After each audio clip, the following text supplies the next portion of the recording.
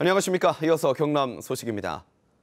때이른 폭염에 혹독한 가뭄까지 겹치면서 일부 채소와 과일값이 큰 폭으로 올랐는데요. 여기에 최근 장마 피해까지 더해져 가격이 더 오를 전망이어서 서민 가게에 주름살이 늘어날 것으로 보입니다. 김준원 기자의 보도입니다. 논 주변에 수확을 끝낸 양파가 쌓여 있습니다. 모두 20kg짜리 300포대. 하지만 예년과 비교해 이 논에서 난 수확량의 절반에 불과합니다. 때이른 폭염에다 혹독한 가뭄 때문입니다. 올해만 힘들면 못 짓습니다, 농사.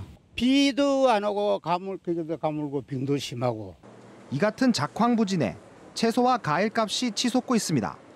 현재 양파 가격은 1kg에 1,118원으로 지난해에 비해 31% 올랐고 또 배와 수박 가격은 수요가 늘어난 데다 재배 면적도 줄어들어 지난해보다 10% 이상 상승한 것으로 조사됐습니다.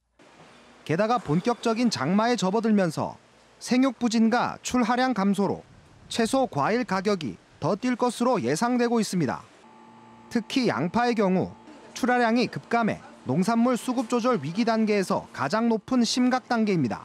지금 18,000대까지 넘어가기 때문에 이는 8월이나 9월 아마 되면은 그냥 23,000에서 25,000대 이상까지도 그때 되면은 밭에서 나온 물건들은 이제 시장에서 다 소비가 되고 아무것도 없기 때문에 가뭄에다 장마로 채소, 과일 등 밥상 물가가 치솟으면서 서민들의 시름은 더욱 깊어지고 있습니다.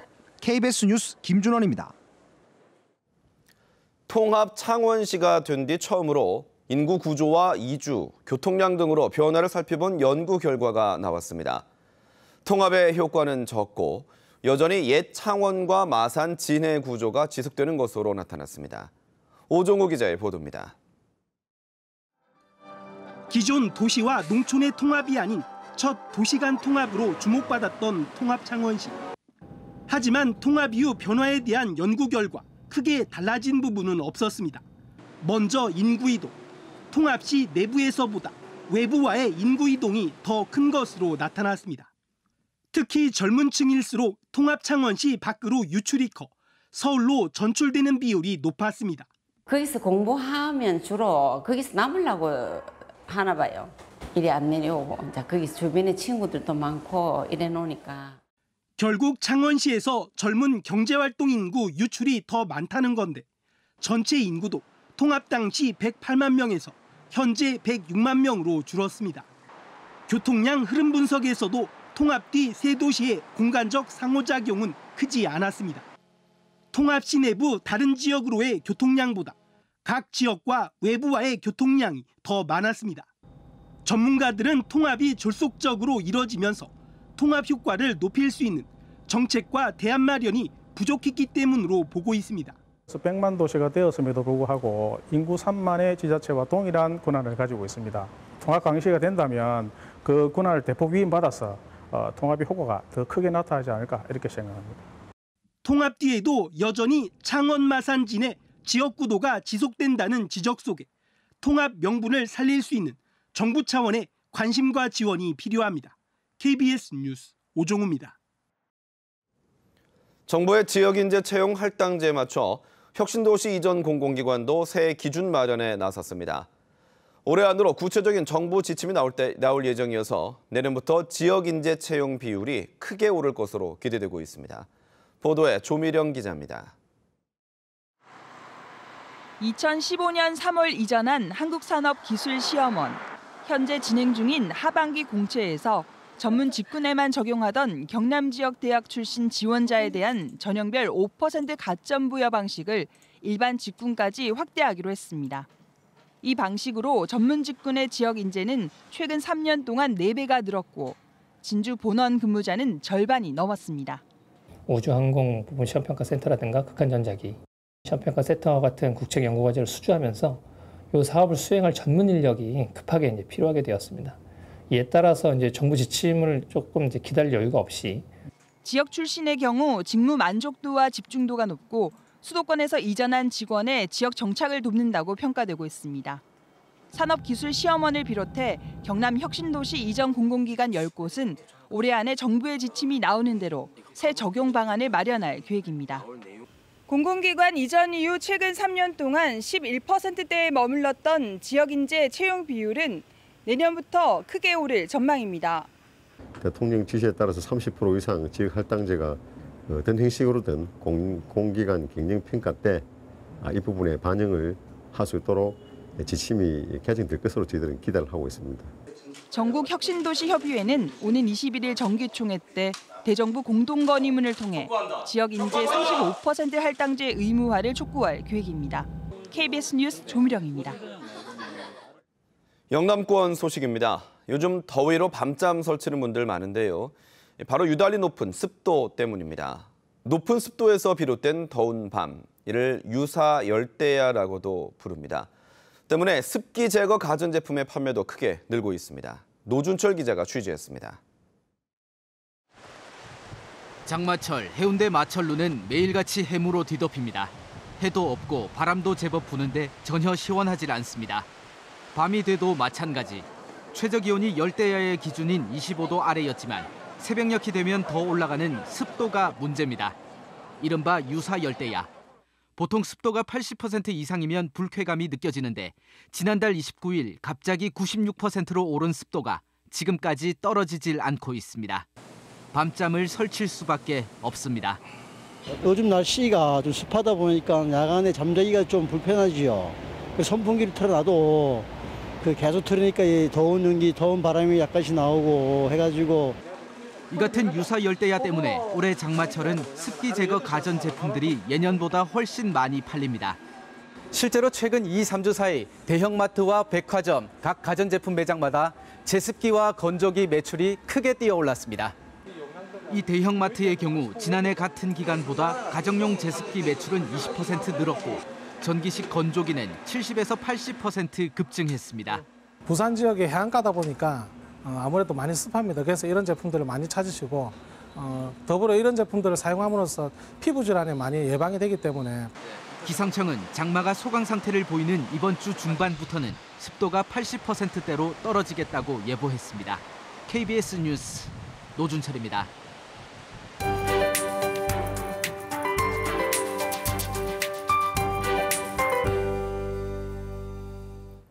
긴 시간 머물렀던 장마 전선이 물러났습니다. 이제부터는 다시 더위에 대비하셔야겠는데요. 오늘부터는 구름 많은 가운데 본격적인 찜통 더위가 이어지겠습니다. 오늘 경남 지역의 한낮 기온은 대부분 30도를 웃도는 가운데 의령 33도, 합천이 35도까지 오르겠습니다. 비구름 뒤로 다시 뜨거운 해가 나면서 오늘은 자외선도 무척 강하겠고요. 대기 중에 남아있는 수증기로 인해 습도까지 높아서 불쾌감이 무척 심하겠습니다. 실내 온습도 조절에 신경 쓰셔야겠습니다. 오늘은 장마 전선이 물러나고 북태평양 고기압의 가장자리에 들겠습니다. 현재 경남 지역에는 구름이 많은 가운데 해안 지역에는 바람이 강하게 불고 있습니다.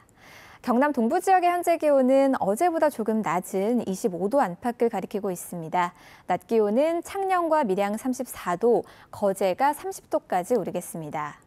경남 서부 지역은 함양과 거창이 25도로 출발해서 한낮에는 하동과 남해 32도, 합천이 35도까지 오르겠습니다. 해상에는 거센 바람과 함께 물결이 높게 일겠고요. 해안 지역에서는 너울성 파도에도 주의하셔야겠습니다. 초복인 내일은 오늘보다도 더 덥겠습니다. 주말인 토요일에는 또 한 차례 장맛비가 내리겠습니다. 기상정보였습니다.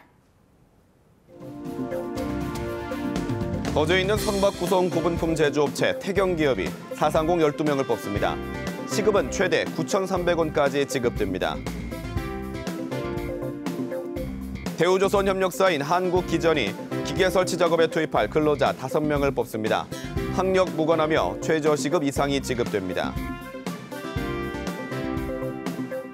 대우조선협력사 영진기업이 기관실 관철 설치 작업자 5명을 모집합니다. 학력 무관하며 최저시급 이상이 지급됩니다. 대우조선협력사 신성기업이 의장품 취부와 용접 작업을 할 직원 20명을 뽑습니다. 학력 무관하며 최저시급 이상이 지급됩니다. 거제에 있는 선박 임가공업체 동광기업이 4상공 15명을 뽑습니다. 학력 무관하며 최저시급 이상이 지급됩니다. 경남 지역 기업의 올여름 평균 휴가 일수는 3.68일에 휴가비는 평균 71만 5,800원으로 나타났습니다. 경남 경영자 총연합회가 경남 지역 150개 기업을 조사한 결과 평균 하계 휴가 일수가 대기업은 4.33일, 중소기업은 3.58일로 나타났고 3일이 49.3%로 가장 많았다고 밝혔습니다. 또 휴가비 지급 기업은 73.1%로 지난해보다 0.1% 줄었는데 지급 휴가비는 4.7% 늘었다고 덧붙였습니다. 올 상반기 시도지사 직무수행 평가에서 홍준표 전 경남도지사가 최하위로 조사됐습니다. 여론조사 기관인 한국갤럽이 지난 1월부터 6개월 동안 조사한 결과 홍 전 지사가 잘못하고 있다는 응답이 52%로 광역자치단체장 중 가장 높았고 잘하고 있다는 응답은 37%로 나타났습니다. 자세한 내용은 중앙선거 여론조사 심의위원회 홈페이지에서 확인할 수 있습니다. 농림축산식품부가 조류 인플루엔자 AI 발병으로 금지된 살아있는 달걀 유통을 오늘부터 부분 허용합니다. AI가 발병했던 경남 지역은 경남 안에서만 살아있는 달걀 유통이 가능하고 경남 바깥으로 반출은 되지 않습니다. 반면에 AI가 발생하지 않은 10개 시도는 전국으로 살아있는 닭 유통이 가능합니다. 창원시가 진해 경화역 벚꽃길에 테마공원 조성을 추진하자 지역 주민들이 반대하면서 공사가 일시 중단됐습니다. 경화역 주변 주민들은 경화역 일대 520m 도로를 신설하고 테마공원을 조성하면 이 일대 자연경관이 훼손된다며 사업을 반대하고 있습니다. 창원시는 50억 원을 들여 경화역 주변과 철로변에 공사를 추진하고 있습니다. 5연패에서 탈출한 NC다이노스가 오늘부터 사흘간 광주에서 기아 타이거즈와 프로야구 전반기 마지막 3연전을 치릅니다. NC는 5게임 차로 전반기 1위를 확정지은 기아 타이거즈를 상대로 최대한 격차를 줄인 뒤 휴식을 맞기 위해 치열한 맞대결을 예상하고 있습니다.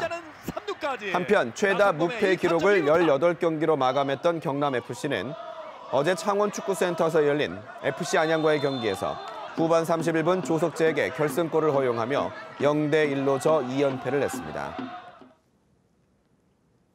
경남경찰청이 휴가철을 맞아 다음 달 20일까지 경남 지역 16개 피서지에서 여름 파출소를 운영합니다.